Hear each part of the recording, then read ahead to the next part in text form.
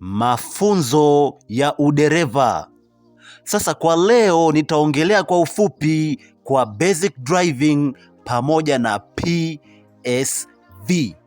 Nikianza na basic driving kwa ufupi ni nini? Basic driving ni mafunzo ya msingi ya kuendesha gari ambayo humfundisha mtu ambaye hajawahi kuendesha au anaanza kujifunza kuendesha gari. Lakini PSV kwa ufupi ni mafunzo ya udereva kwa magari ya kubeba abiria.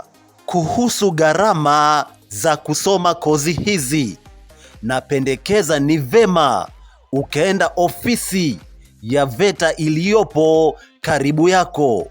Nenda ofisi ya VETA kaulizie ada ya kusoma kozi hizi, utafafanuliwa vizuri. Ila kwa bajeti ya haraka haraka, 2,500,000 hadi 400,000 inatosha kabisa ukasoma kozi hizo nchini Tanzania. Kwa hiyo kwa hesabu ya haraka haraka, 2,500,000 mpaka 400,000 inajitosheleza kabisa ukasoma kozi hizo.